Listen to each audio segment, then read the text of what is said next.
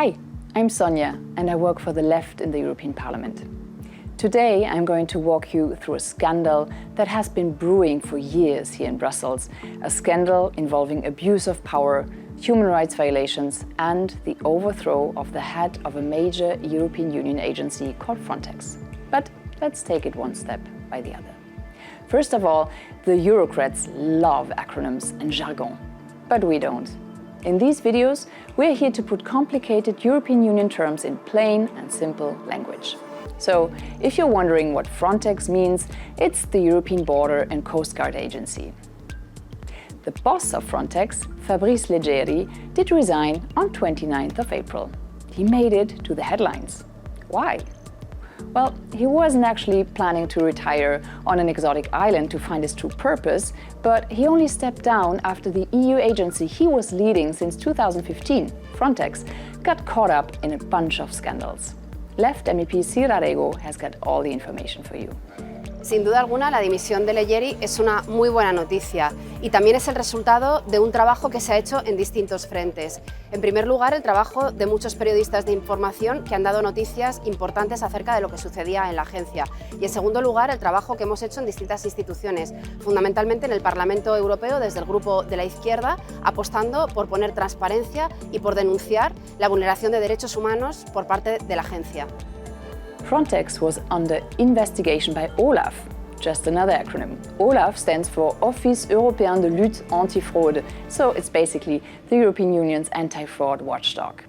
The OLAF report on crimes in Frontex isn't public, but journalists found out that they were going after Leggeri and two other Frontex officials. Leggeri was accused of covering up human rights violations related to migrant pushbacks. A pushback is what is called when basically a government or a border agency does not comply with international law and a bunch of EU treaties in applying the right to asylum. They illegally stop people seeking safety at borders or very often at sea, literally pushing them back. In case you're asking, yes, EU governments and its agencies did this, not just once or twice, but many, many times, repeatedly breaking the law. A European Parliament report published last year showed Frontex knew about pushbacks and did nothing. Just one day before Leggeri finally resigned, a team of journalists revealed that Frontex not only witnessed pushbacks done by national border guards, but has itself brutally prevented hundreds of migrants from entering the European Union. Vers le mois de mai 2020, j'ai pris le bac jusqu'à Montréal et une fois arrivé vraiment à quelques mètres pour accoster, il y a un grand bateau qui nous a interpellés, suite à dire que voilà, vous êtes une européenne, vous êtes en sécurité, vous pouvez couper le moteur. Ils nous ont sorti de notre bar pour nous mettre dans le gros bateau, tout en nous jetant, criant dessus, et nous chicoter, tout ça. Et au petit matin, ils nous ont mis dans un ballon gonflable orange. Normalement, ça contenait 12 personnes. Ils nous ont mis en surpoids et ils nous ont mis en deux ballons gonflables orange. Une de ces côtés et l'autre un peu plus loin de nous. Et ils sont rentrés de leur côté. Après, arrivant en Turquie, on nous a enregistrés et enfermés pendant 21 jours. Après, on nous a libérés. Une fois libérés, on a essayé de contacter le passeur.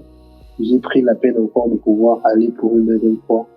On a pris la route de Tchana-Calais jusqu'à les Os Montréal et cette fois-ci c'était toujours pareil. On allait déjà arriver. Donc, et ils ont une technique qu'ils font, s'ils sont près de la terre, ils se mettent entre la terre et nous. Donc au milieu, cette fois-ci ils avaient l'intention de nous tuer en fait. Ils ont tourné autour de nous et il y avait des gens qui sont tombés dans l'eau la nuit et les gars de couture qui sont venus nous récupérer et nous rapatrier en Turquie. On nous a enregistrés là-bas. Jean-C is one of the lucky survivors. About 2,000 refugee deaths are linked to illegal pushbacks. The media and non-governmental organizations uncovered that EU countries used brutal tactics to stop at least 40,000 people seeking asylum crossing borders. Indeed, Frontex pushed back refugees outside European waters and collaborated with authoritarian regimes who took them over. Why so? Well, EU leaders prefer others to get their hands dirty. For that, they get plenty of money from the European Union.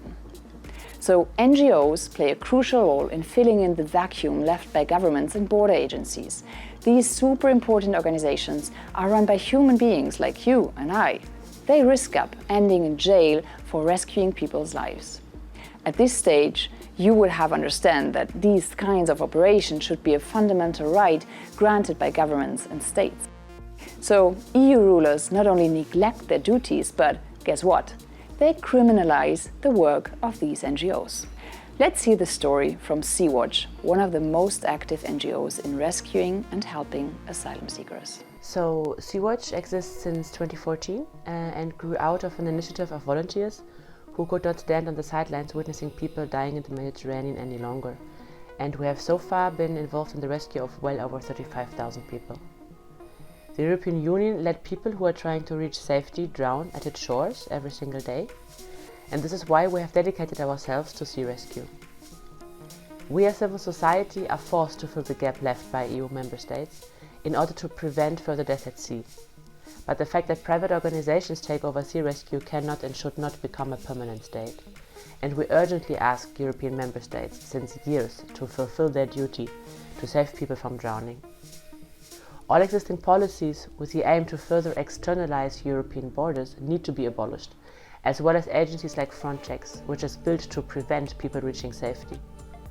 We need safe passage for all people, everywhere, now. Since its creation, Frontex budget has increased more than 19-fold, making it the EU's heaviest funded agency. So how can we make sure public money won't be used again to finance a war against refugees? Lo que se ha puesto en evidencia es que la agencia obedece a una política migratoria que no es útil y que no respeta los derechos humanos. Por lo tanto, el siguiente paso, abolir Frontex. La política migratoria de la UE es una asignatura pendiente. Lo que hemos visto hasta ahora es que tenemos una política migratoria que vulnera sistemáticamente los derechos humanos. Frente a esto, lo que proponemos desde el Grupo de la Izquierda es una política migratoria que genere vías legales y seguras, reparto solidario y vinculante y, sobre todo, respeto a los derechos humanos. The forces of solidarity are a crack in the wall of Fortress Europe. If human rights are not for all, then they are not for anyone, not for me and not for you. As horrible as it is to have to say it at all, it is all the more important to say it loud and clear. Thanks for watching, and don't forget to subscribe to our channel for more videos explaining what's behind EU politics.